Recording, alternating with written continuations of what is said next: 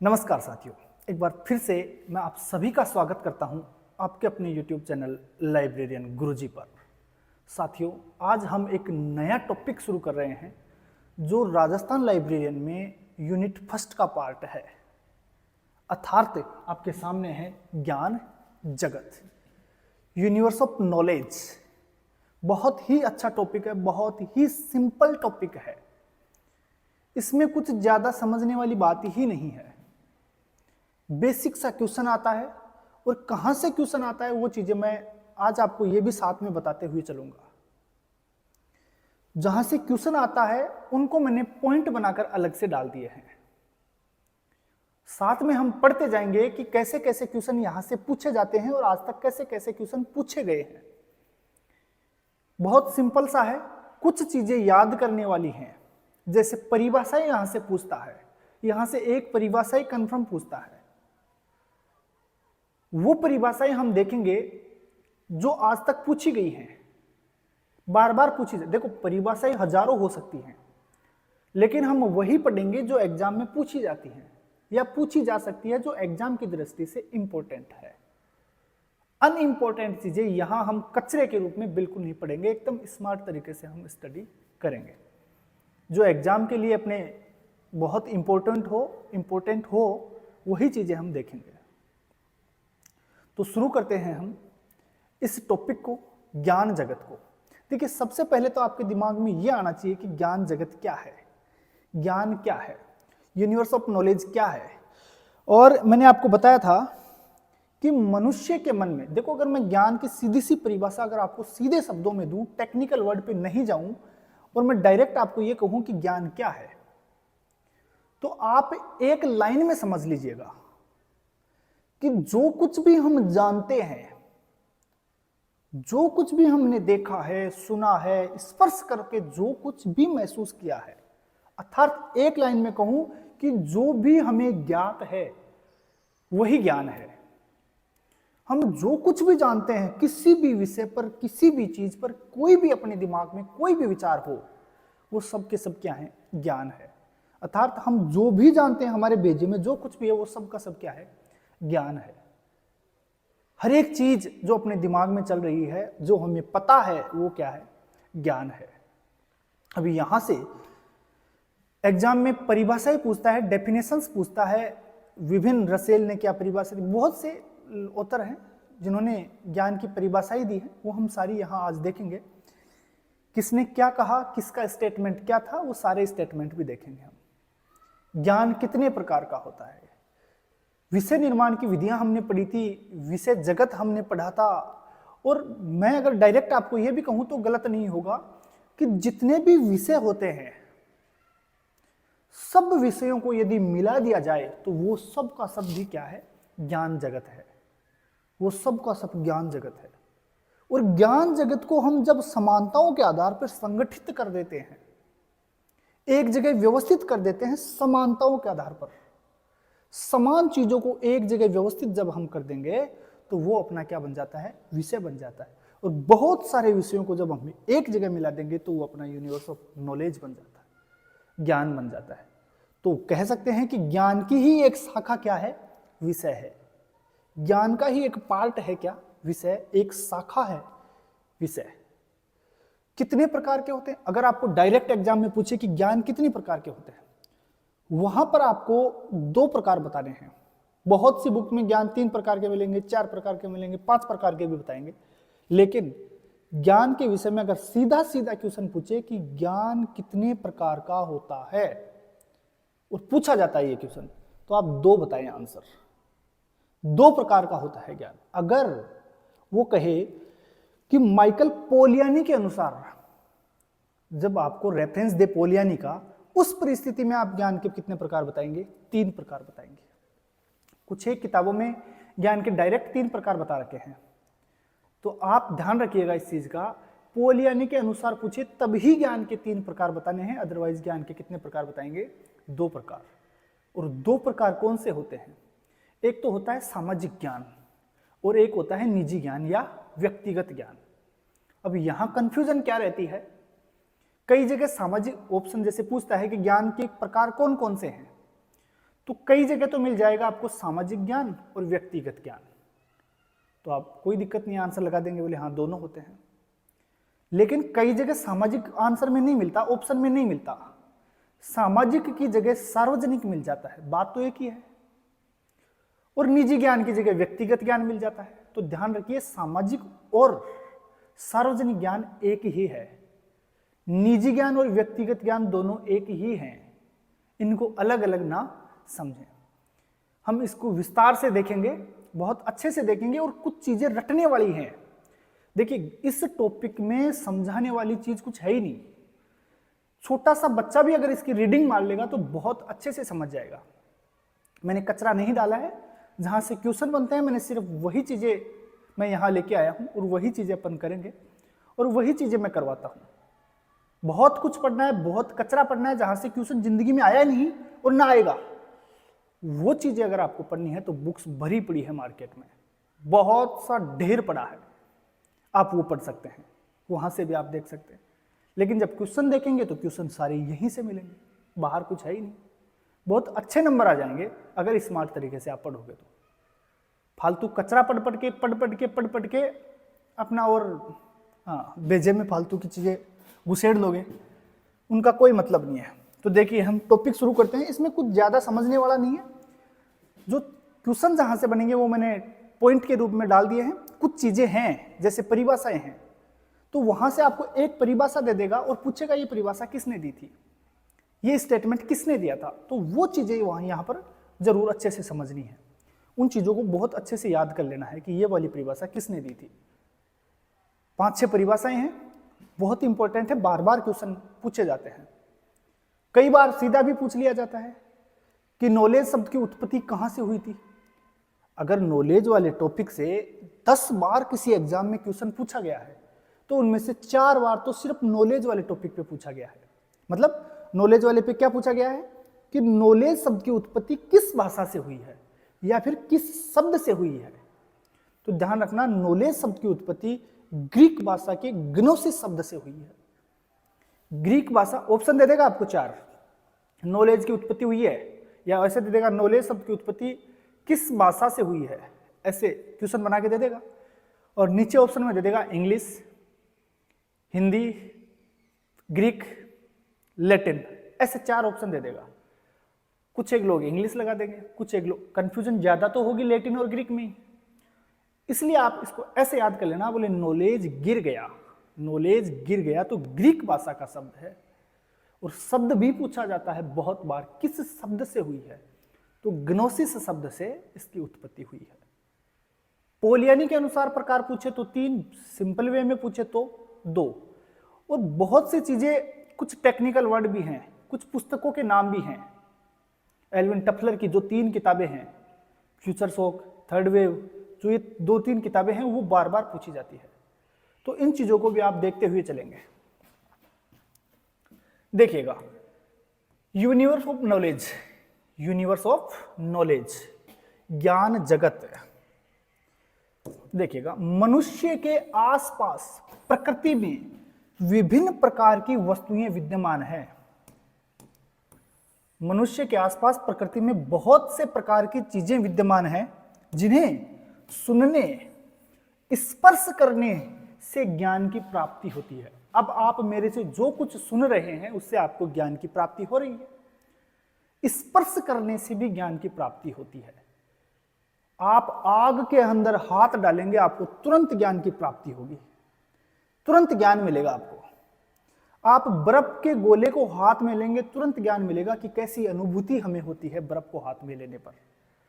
आप दौड़ लगाएंगे, रनिंग करेंगे, आपको ज्ञान की प्राप्ति होगी कि बॉडी में कैसे कैसे क्या क्या दिक्कतें होती हैं, कहाँ कहाँ प्रॉब्लम होती है, कैसे सांस फूलती है, तो ज्ञान की प्राप्ति हो रही है। तो सुनने से भी होता है, देखने से भी ज्ञान मिलता है, सुनने से भी मिलता है, और स्पर्श करने से भी चीजों को ज्ञान की प्राप्ति होती है। देखिएगा, इन विभिन्न प्रकार के अनुभवों से मस्तिष्क में विचार उत्पन्न होते हैं।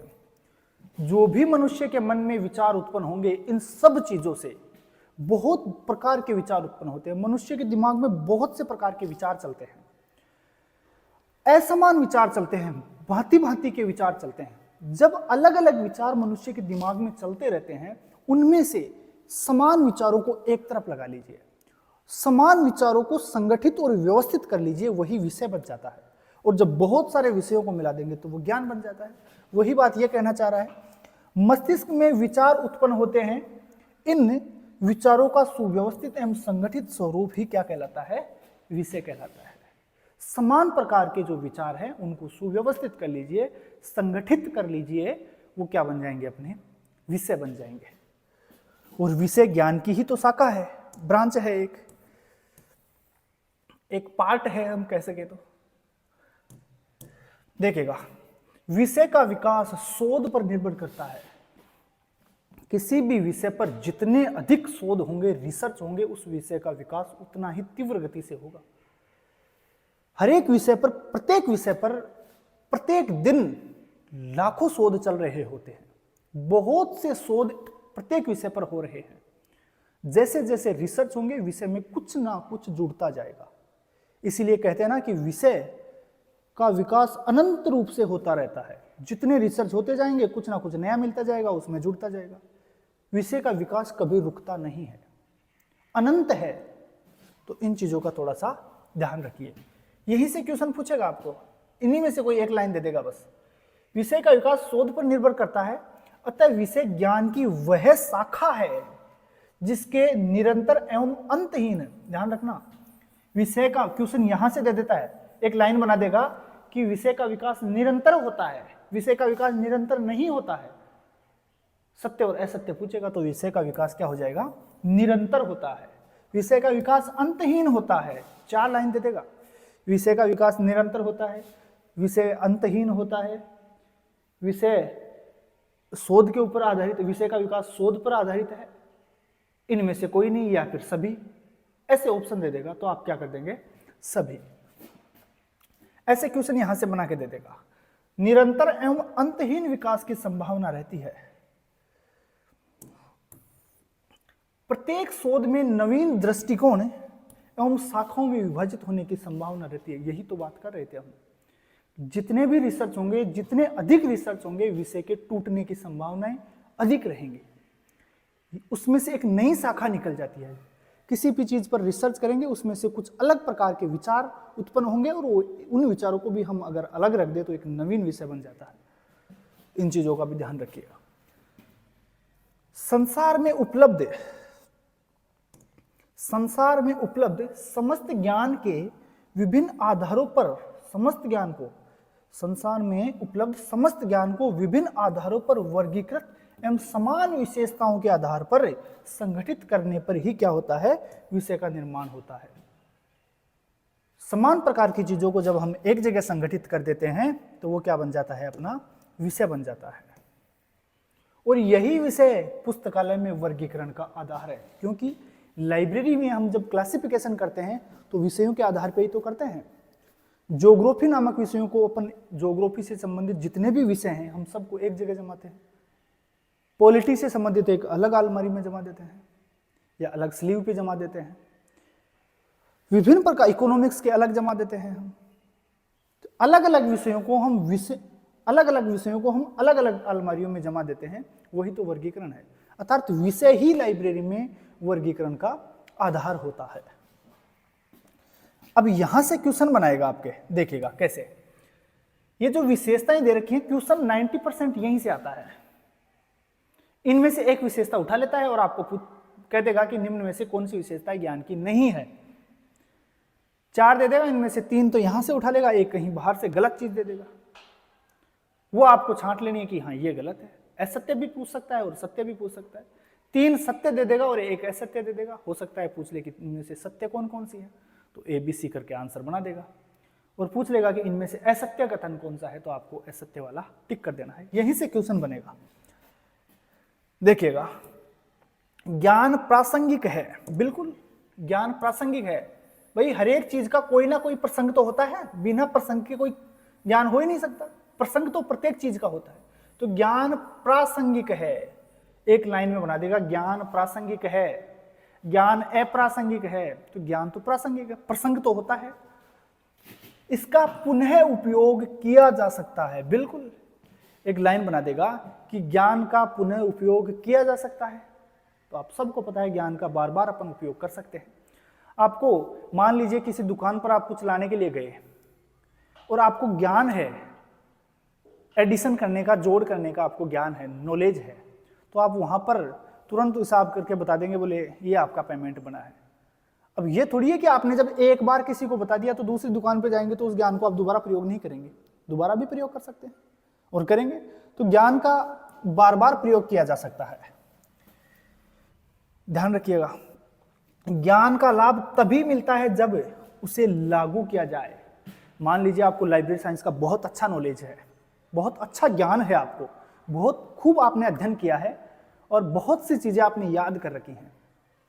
जब आपको नॉलेज है, आप एग्जाम देने जाएंगे और वहां पर क्वेश्चन आ गया आपके उस नॉलेज से रिलेट करके और आपको पता है उसका आंसर, जब आप उसका आंसर देंगे ही नहीं तो आपको ज्ञान का लाभ कैसे मिलेगा? आपको नॉलेज है, जब आप उसका प्रयोग करेंगे एग्जाम में आंसर लगाने में तभी तो ज्ञान का लाभ मिलेगा। आप प्रयोग नहीं करेंगे तो ज्ञान का लाभ नहीं मिलेगा। इसलिए लाभ जब भी मिलेगा जब आप उसे लागू करेंगे। देखिएगा, ज्ञान के मूल्य समय के साथ बदल सकते हैं।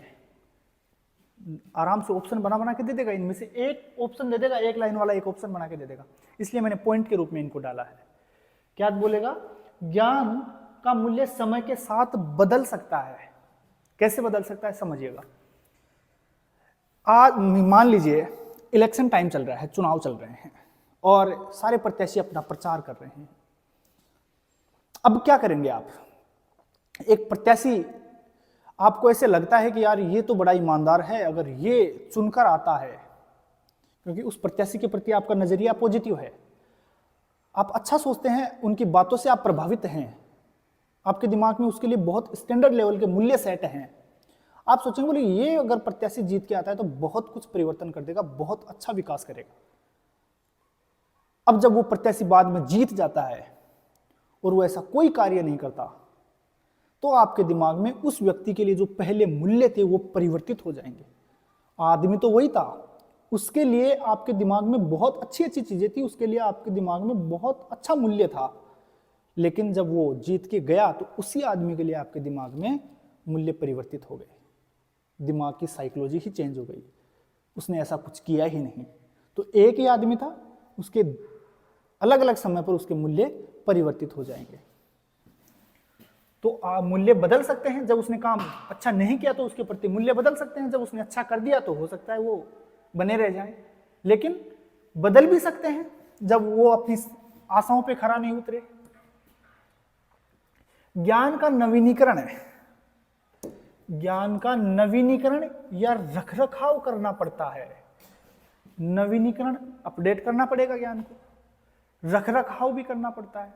अब आप पढ़ रहे हैं, ज्ञान मिल रहा है, लेकिन आप क्या करते हैं? नोट्स के रूप में बनाते हैं ताकि उसका रखरखाव हम कर सके, पढ़ सकें कभी भी उस ज्ञान को, जब हम भूलें तो फिर से अचीव कर ले या फिर से प्राप्त कर ले, फिर से ग्रहण कर ले।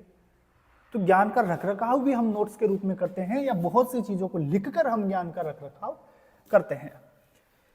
ज्ञान को स्थानांतरित करना या वितरित करना मुश्किल हो सकता है, जरूरी नहीं हो सकता है।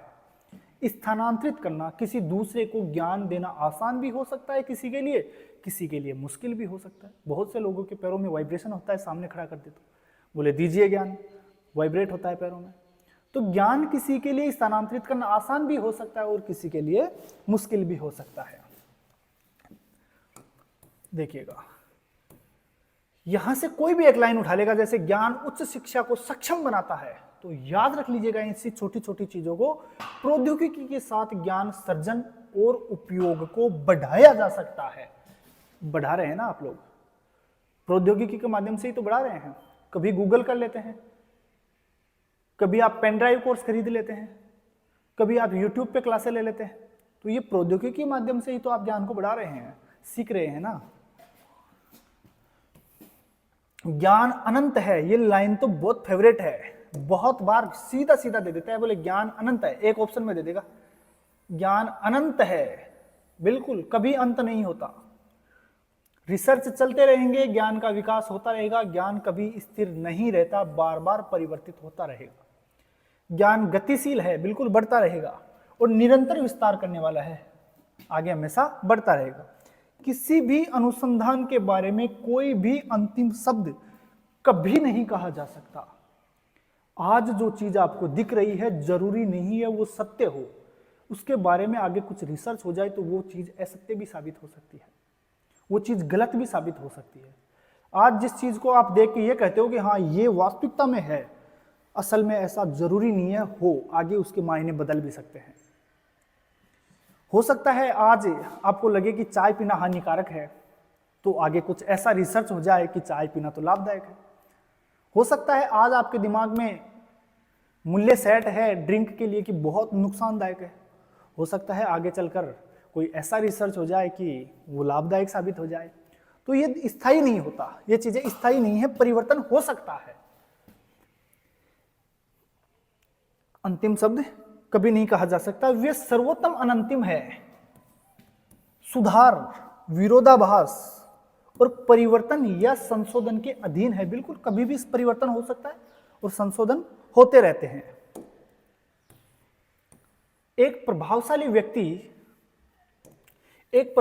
व्यक्ति व्यापक ज्ञान, गहन ज्ञान, आध्यात्मिक दृष्टि प्राप्त कर सकता है, लेकिन वे सभी खो जाते हैं जब वह मर जाता है, सिवाय उसके जो उसने रिकॉर्ड किया था। सुनिएगा, आपको नॉलेज है आज किसी चीज के, किसी टॉपिक के ऊपर इतनी गहनता से आपने अध्ययन किया है कि आपने बहुत अच्छा नॉलेज प्राप्त कर लिया। आपने नॉलेज प्राप्त कर लिया, आपने उसको कहीं पर भी लिखा नहीं, कहीं पर भी उसको सेव नहीं किया, बोलकर रिकॉर्ड नहीं किया, या फिर हैंड रिटन के तौर पे आपने उसे लिखा नहीं हो, तो वो खो जाता है जब आप मर जाते हैं। बहुत से अगर ऐसा होता, मान लीजिए बहुत से ऐसे वैज्ञानिक हुए हैं, वो अपने ज्ञान को अगर कहीं संग्रहित नहीं करते, कहीं लिखते नहीं, तो आज क्या हम प्राप्त कर पाते? तो ज्ञान को हमेशा सुरक्षित रखा जाता है रिकॉर्ड करके, रिकॉर्ड उसका किया जाता है। जो आपने रिकॉर्ड किया है उसके सिवा सब कुछ क्या हो जाता है? खत्म हो जाता है, सब कुछ नष्ट हो जाता है अगर आपने उसका रिकॉर्ड नहीं किया तो। इसीलिए तो किताबें छपती हैं, लाइब्रेरीज में किताबें क्यों आती है? किसी ना किसी ने ज्ञान का संग्रह किया था, हम उसी को तो पढ़ रहे हैं। अगर वो नहीं लिखते तो आज हमारे सामने किताबें थोड़ी ना होती। बहुत से धार्मिक ग्रंथ थे, लोगों ने बहुत अच्छे अच्छे सब्जेक्ट के ऊपर बहुत अच्छी अच्छी थ्योरियां दी हैं। अगर वो थ्योरीज नहीं देके जाते तो आज हम कहाँ से पढ़ते? उन्होंने ज्ञान का संग्रह किया है, और अगर वो संग्रह नहीं करते तो उनके साथ ही वो भी नष्ट हो जाता। सामान्य सी बातें हैं, ज्ञान अप्रचलित हो जाता है, अप्रचलित हो जाता है, ऑब्सोलेट हो जाता है। बिल्कुल, ये लाइन तो हजारों बार पूछी जाती है, और आप अगर मॉक लगाओगे तो इनमें भी बहुत से क्वेश्चनों में ये लाइन मिलेगी। ऑब्सोलेट हो जाता है, इंग्लिश में भी लिखी हुई मिलती है, अप्रचलित भी लिखा हुआ मिलता है।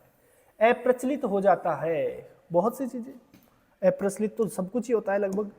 टाइम आता है हर एक चीज का, कुछ समय बाद वो चीज अप्रचलित हो जाती है। ज्यादा कुछ समझाने लायक है ही नहीं इसमें, बहुत सिंपल सा टॉपिक है। देखिएगा, यह कौन? ज्ञान। यह सीखने की प्रक्रियाओं के माध्यम से विकसित किए जाते हैं, लर्निंग प्रोसेस के माध्यम से। सीखने की प्रक्रियाएं बहुत प्रकार की होती हैं, कोई लिख लिख के सीखते हैं, कोई सुन के सीखते हैं, कोई स्वयं महसूस करके सीखते हैं, कोई स्पर्श करके सीखता है। तो ये सीखने की प्रक्रियाओं के माध्यम से विकसित की जाती है। स्मृति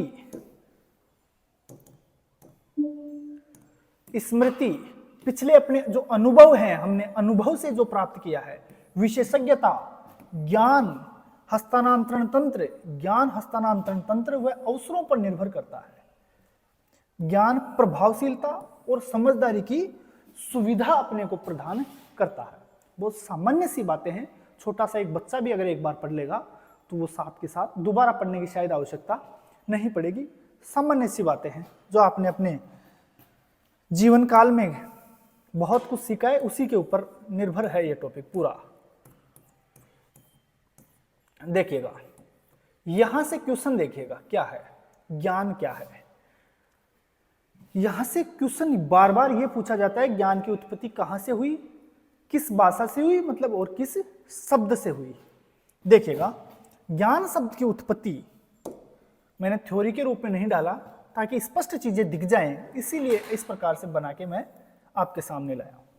ज्ञान ग्रीक भाषा की, अर्थात ज्ञान गिर गया, ज्ञान गिर गया। ग्रीक और लेटिन में कंफ्यूजन होगी, ध्यान रखना। ग्रीक और लेटिन दोनों में कंफ्यूज होगी। आपको ग्रीक और लेटिन दोनों ऑप्शन में भी एक साथ मिलेंगे, हर बार एक साथ मिलेंगे ग्रीक और लेटिन।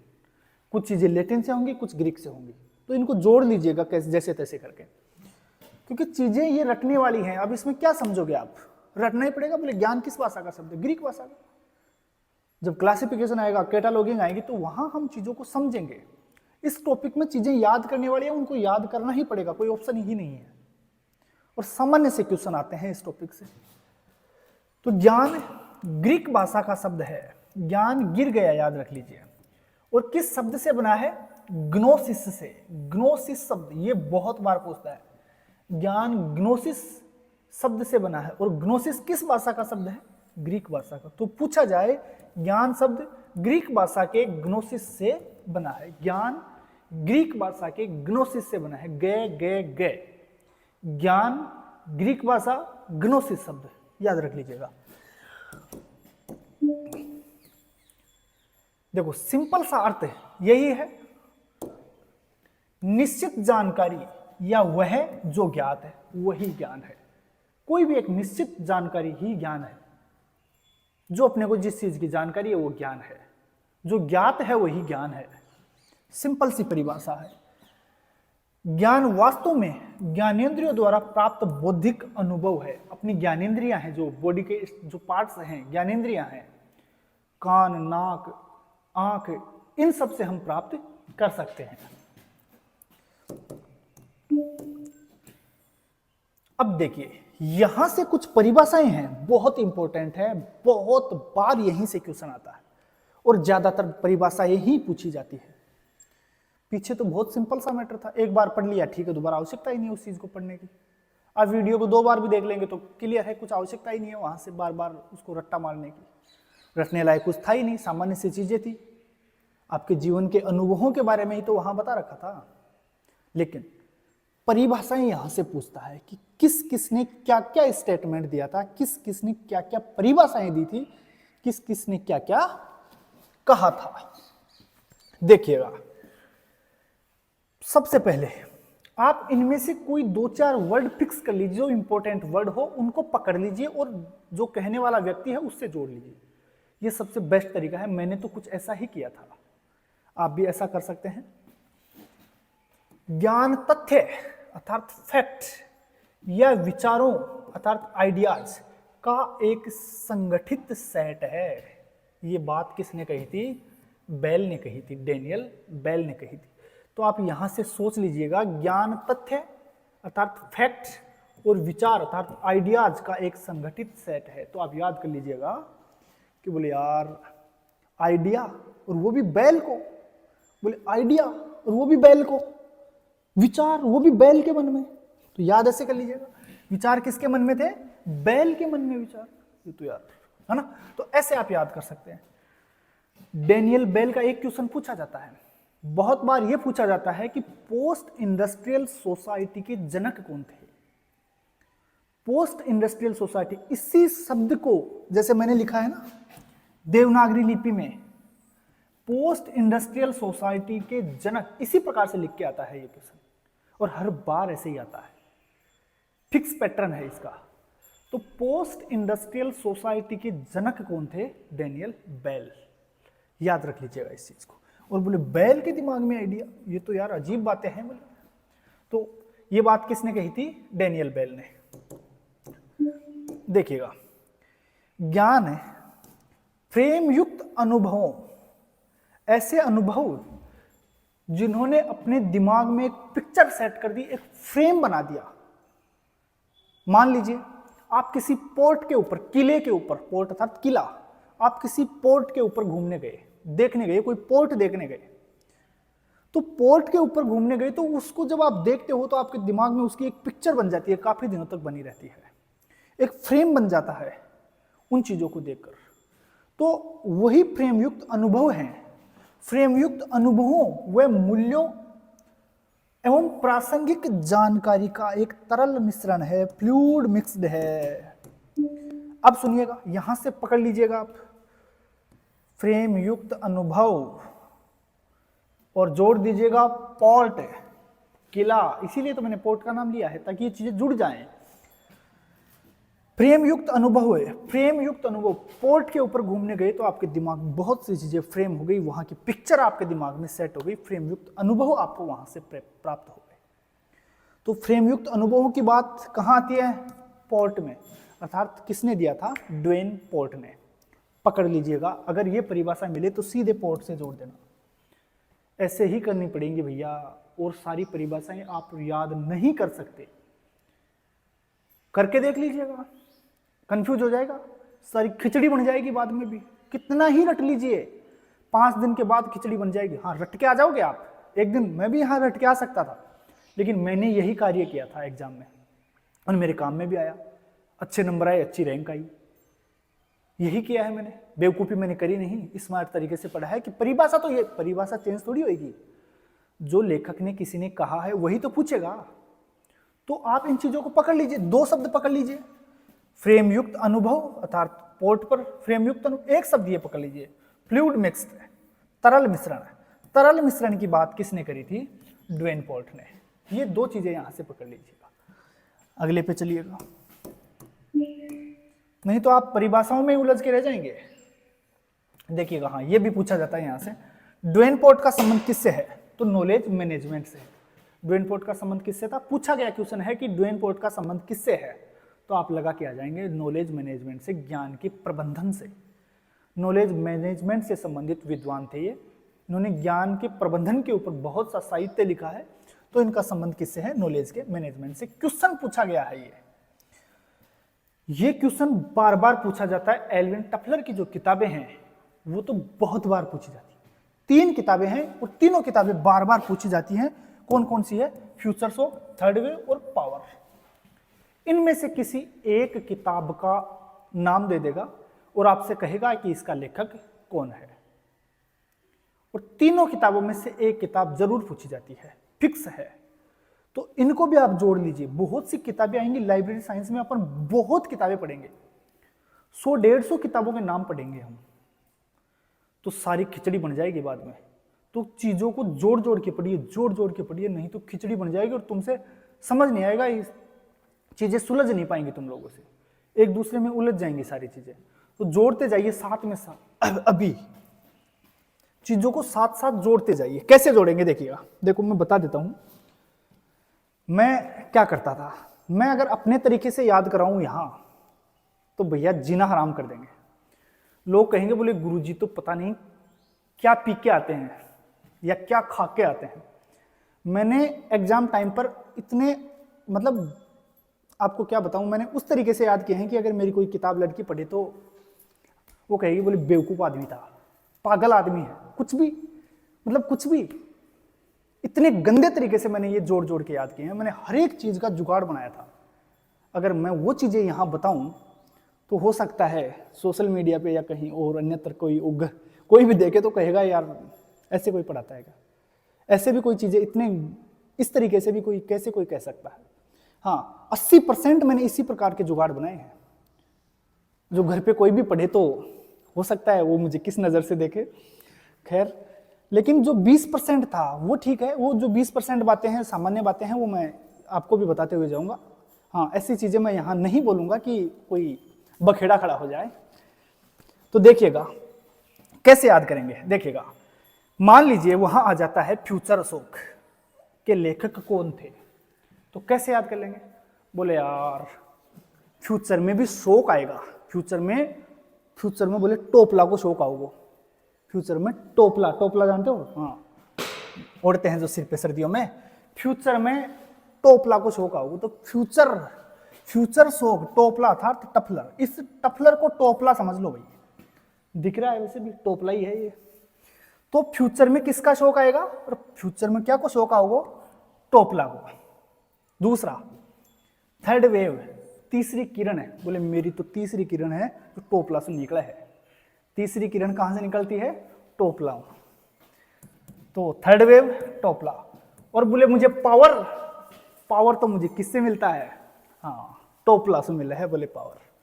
तो पावर कहां से मिलता है? टोपले से मिलता है। टोपला था अर्थ टफलर। तो पावर, मुझे पावर कहां से मिलता है? टोपला से। फ्यूचर में शोक आएगा टोपले का। और तीसरा क्या था अपना? Third wave. तीसरी किरण कहां से निकलती है मेरी? बोले टोपला से निकला कर है। तो इन चीजों को भी आप अपने हिसाब से, अगर ऐसे नहीं करते हो अपने हिसाब से जोड़ लीजिएगा। सामान्य चीजें तो मैं शेयर कर सकता हूं, लेकिन कुछ ऐसी बातें जो शेयर कर दूं तो यहां दिमाग, हाँ, पागल घोषित कर दोगे आप मुझे। फिर ये करना पड़ेगा, एग्जाम क्रैक करनी है तो आपको करना। अरे भाई एक बात बताओ, आप अपने दिमाग में बिठा लो ना, किसी को बताना थोड़ी है। एग्जाम खुद को क्रैक करनी है ना। चीजों को कैसे भी याद करो, आपको वहां कोई नहीं पूछेगा कि आपने कैसे याद किया था। वहां तो आंसर लगना चाहिए, टिक लगना चाहिए, ऑप्शन भरे जाने चाहिए। वहां किसी को बताना थोड़ी है, अपने को तो नौकरी लगना है। फालतू किसी के बारे में कुछ मत सोचो, कोई काम में नहीं आएगा अपने। ये मत सोचो कोई क्या कहेगा, कोई क्या, क्यों बता रहे हो किसी को? खुद याद करो ना। बहुत उस तरीके से याद करिए कि आपके लिए हमेशा हमेशा के लिए वो चीज अपनी मेमोरी में रहे, भूल नहीं पाओ। देखिएगा, जो सामान्य चीजें हैं वो तो मैं बता दूंगा आपको, यहां शेयर करता हुआ जाऊंगा। बाकी आप बहुत सी चीजें खुद से जोड़ सकते हैं और इनको याद कर सकते हैं, लेकिन जोड़ जोड़ के याद करिए। बार बार कह रहा हूं मैं। देखिए, ज्ञान है न्यायपूर्वक सत्यता पर आधारित विश्वास है।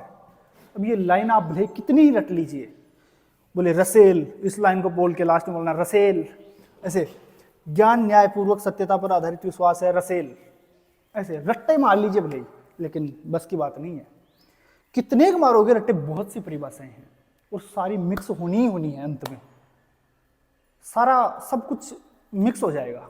इसलिए यहां से जो मुख्य वर्ड है, टेक्निकल वर्ड है, वो पकड़िए और रसेल से जोड़ दीजिए। बस ऐसे काम करिए आप, तभी ये परिभाषाएं सही हो पाएंगे। यही तरीका है। जब हम क्लासिफिकेशन पढ़ेंगे तो क्लासिफिकेशन की बहुत सी परिभाषाएं आएंगी, कैटलॉगिंग पढ़ेंगे बहुत परिभाषाएं आएंगी, उनको ऐसे ही तो जोड़ेंगे हम। और वो पूछी जाती हैं, ये बार बार पूछी जाती है, इसीलिए लेके आए हैं हम। देखिए कैसे जोड़ेंगे, कोशिश करेंगे अपन जोड़ने की। ज्ञान न्यायपूर्वक सत्यता, उठा लीजिए शब्द न्यायपूर्वक सत्यता। एक बात बताइए, जब कोई भी न्याय की बात होती हो, जब कोई सत्यता की बात होती है, तो अपने को रस आता है उसमें। बोले यार न्यायपूर्वक सत्यता की जब कोई बात करेगा तो उसमें तो रस आएगा ही आएगा, उसमें तो स्वाद आएगा ही आएगा। तो न्यायपूर्वक सत्यता की बात हो रही है तो उसमें तो रस आएगा ही, अर्थात रसेल। जोड़ दीजिएगा, अपने आप हो जाएगा। बहुत सी चीजें जुड़ जाएंगी, बहुत आपका बर्डन। चलो मान लीजिए 100% चीजें नहीं जुड़ती, 80% चीजें जुड़ गई, 50% भी जुड़ गई, तो आपका बर्डन तो आधा ही हो गया। आपको तो आधा ही पढ़ना है। फिर उन चीजों को रट लीजिएगा। अगर कोई ऑप्शन ही नहीं है तो, कुछ जुड़ ही नहीं रहा तो उनको रट लीजिएगा। बाकी 80% चीजें जुड़ जाती हैं, भले ही कोई सही तरीके से जुड़े, भले ही कोई गंदे तरीके से जुड़े, जोड़ दीजिए। पर एग्जाम क्रैक करना है, अपने को किसी को बताना नहीं है। तो न्यायपूर्वक सत्यता कि जब भी कोई बात करता है, न्याय की बात करता है, सत्यता की बात करता है, तो हमें उसमें क्या आता है? रस आता है। तो रस से क्या हो जाएगा?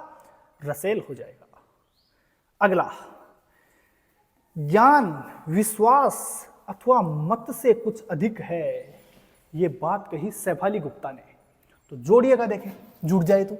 ज्ञान विश्वास अथवा मत से कुछ अधिक है। एक बात बताओ, किसी व्यक्ति को विश्वास से अधिक मत मिल जाए, किसी व्यक्ति को विश्वास से अधिक मत मिल जाए, तो उसके साथ क्या हो जाएगा? सेफ हो जाएगा। कैसे? किसी व्यक्ति को यदि विश्वास से अधिक मत मिल जाता है तो वो आदमी क्या हो जाएगा? सेफ। किसी को पता है कि मुझे 10,000 वोट मिलेंगे, अगर उसे 15,000 20,000 विश्वास से अधिक मिल गए तो वो क्या हो जाता है? सेफ हो जाता है। इसके अलावा मुझे कोई दूसरा ऑप्शन सूझा नहीं, तो आप, मैंने ऐसे जोड़ा था, आप कैसे भी जोड़ सकते हैं। विश्वास से अधिक मत, विश्वास से कुछ अधिक मत मिल गए, विश्वास से कुछ अधिक मत जब किसी को मिल जाता है तो वह क्या हो जाता है? सेफ हो जाता है। सेफ से आप शेफाली गुप्ता आंसर लगा देंगे। अगला देखिए, ज्ञान का अर्थ है, ज्ञान का अर्थ अपनी क्षमताओं को पहचानना है। यह बात किसने कही थी? रायले ने कही थी। ये स्टेटमेंट किसका था? रायले का था। लाइन दे देगा और कहेगा बताइए ये कथन किसका है, स्टेटमेंट किसका है, सिर्फ यही पूछेगा, यहां से डायरेक्ट ये पूछेगा। और ज्ञान का मतलब तो हमने समझ लिया ना, अब बार बार उन परिभाषाओं से मतलब समझे क्या है, क्या मतलब है उसका। ज्ञान अपने को समझना था, अपने बहुत अच्छे से समझा कि ये होता है ज्ञान। अब एग्जाम में क्वेश्चन कैसे आएगा उससे भी तो निपटना है। तो देखिए, ज्ञान का अर्थ अपनी क्षमताओं को पहचानना है। ये बात किसने कही? रायले ने। तो जोड़िएगा इसको भी। बोले यार अपनी क्षमताओं को पहचान, क्यों किसी से राय ले रहा है? क्या राय ले रहा है? अपनी क्षमताओं को तो खुद पहचान, राय लेने की आवश्यकता ही नहीं है किसी से। अपनी क्षमताओं को पहचान, राय मत ले। अपनी क्षमताओं को पहचान, राय मत ले। तो क्षमताओं को पहचानने की बात है, अर्थात रायले ने कही क्षमताओं को पहचान, राय मत ले। तो रायले से जोड़ देंगे। ऐसे इन चीजों को आप अपने हिसाब से जोड़ लीजिएगा। मैंने यहां कंटेंट आपके सामने प्रस्तुत कर दिया है, जो मुख्य कंटेंट है। यहां से बार बार क्वेश्चन आते हैं और मुझे लगता नहीं है यहां से बाहर भी कोई क्वेश्चन आता है। ज्ञान दो प्रकार का होता है। हम किसी विषय को स्वयं ज्ञात सकते हैं अथवा हम जानते हैं कि इसके ऊपर सूचना हमें कहां मिल सकती है। ये बात जॉनसन ने कही थी। ये बात किसने कही? जॉनसन से। चीजों को जैसे मैंने बताया उसी हिसाब से आप जोड़ते हुए चलिएगा। आगे देखते हैं। अभी हमने बात करी थी ज्ञान के प्रकार। ज्ञान कितने प्रकार के होते हैं? तो ज्ञान दो प्रकार के होते हैं। पोलियानी के अनुसार ज्ञान तीन प्रकार के होते हैं। दो प्रकार के कौन कौन से हैं देखिएगा। एक होता है व्यक्तिगत ज्ञान, इसी का दूसरा नाम है निजी ज्ञान, जो स्वयं से प्राप्त किया जाए, जो समाज से प्राप्त किया जाए, सार्वजनिक पब्लिक से के थ्रू अपने को प्राप्त होता है। वो क्या होता है? सार्वजनिक ज्ञान या सामाजिक ज्ञान। पोलियानी ने ज्ञान के तीन प्रकार बताए थे। पोलियानी के अनुसार ज्ञान के तीन प्रकार कौन कौन से हैं वो देखिएगा। माइकल पोलियानी ने, ये क्वेश्चन पूछता है, क्वेश्चन यहां से ये पूछता है कि माइकल पोलियानी, देखो ज्यादातर यही पूछा गया है।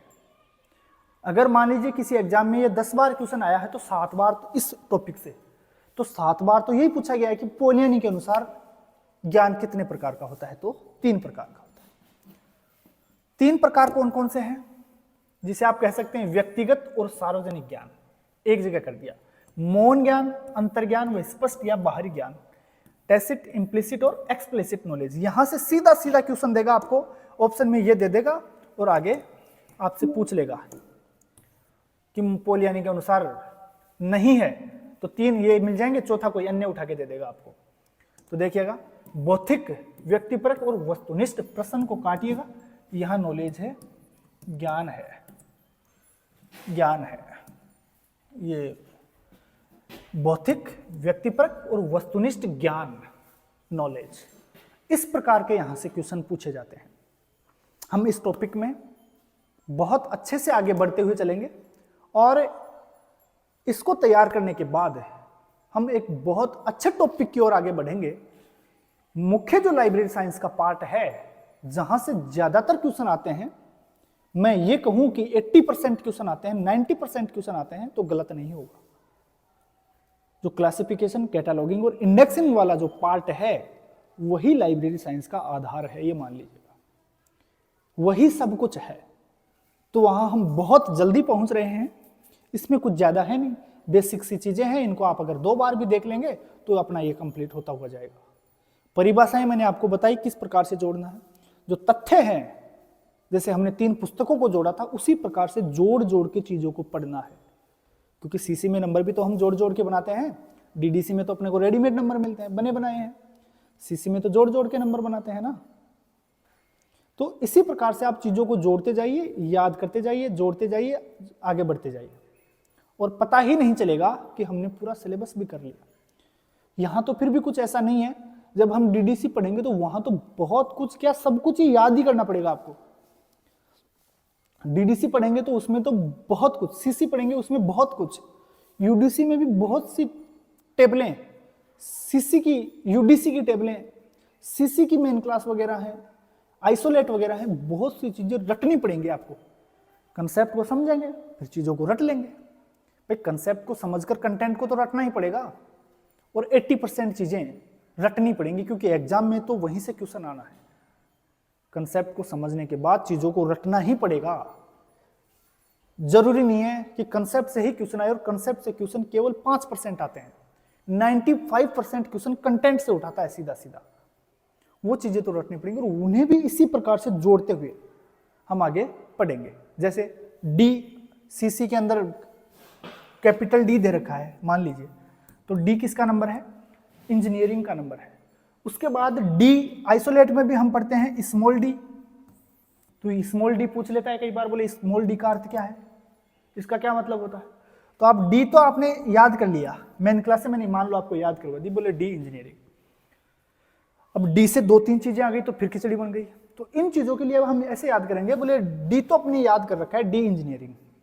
इस लाइन को थोड़ी सी और आगे बढ़ा दो, बोले इंजीनियर की टेबल इंस्टीट्यूट में है, इंजीनियर की टेबल इंस्टीट्यूट में है। अरे इंजीनियर की टेबल इंस्टीट्यूट में पड़ी है बोले, तो डी से इंजीनियरिंग तो हो गया, ये तो सबको पता है, मेन क्लास है, ये तो करेंगे ही करेंगे सब याद। लेकिन लोग आइसोलेट्स को छोड़ देते हैं, बोले यार ये कैसे याद होगा, ये हो गए वही खूब है, ये याद हो गए, आइसोलेट सारे मैं याद करवा दूंगा, मेरी गारंटी है। डी इंजीनियर की टेबल इंस्टीट्यूट में पड़ी है, तो डी का मतलब इंस्टीट्यूट भी होता है, डी का मतलब डी इंजीनियर की टेबल इंस्टीट्यूट में पड़ी है, तो इंस्टीट्यूट का मतलब भी डी दे रखा है। बहुत सी चीजें ऐसी आएंगी झील के पीछे, तो P6 आएगा, P6 किसका नंबर है? तो झील का नंबर है। तो ये चीजें बहुत सारी चीजें हैं, बहुत सी चीजें दे रखी हैं, मैं सारी याद करवाऊंगा आपको। बोले E5 है, तो बहुत, मैं ये बता रहा हूं कि बहुत कुछ है, 80% मैटर अपन इसी प्रकार से पढ़ लेंगे, कुछ बचेगा ही नहीं। और एग्जाम में तुरंत ऑप्शन आते ही अपना दिमाग जाएगा, डायरेक्ट पेन चलेगा। लंबे ट्रिक एग्जाम में कभी याद नहीं आते, भूल जाएंगे उनको। चीजों को जोड़िए, जुगाड़ हमेशा काम में आएंगे, तो हम जुगाड़ बना बना के सब कुछ पढ़ेंगे। कितना कंसेप्ट आता है एग्जाम में? 5% कंसेप्ट आता है, केवल 5% आता है। तो इन चीजों को आप याद रख लीजिएगा, और यहां से क्वेश्चन बार बार पूछे जाते हैं। समरी जो है सीसी की डीडीसी की सेकंड समरी जो है, जो आप 100 तक के याद करते हैं नंबर, तो वो सारे अपन जोड़ जोड़ के पढ़ेंगे, सब याद कर डालेंगे हम। सारी चीजें बहुत अच्छे से पढ़ते हुए हम आगे चलेंगे। अगर ये वीडियो आप लोगों को अच्छा लगा हो, कुछ सीखने को मिला हो, अगर थोड़ा सा भी कुछ सीखने को मिला है, तो प्लीज चैनल को सब्सक्राइब कर दीजिएगा। मन करे आपका लाइक करने का तो लाइक भी कर दीजिएगा। Thank you.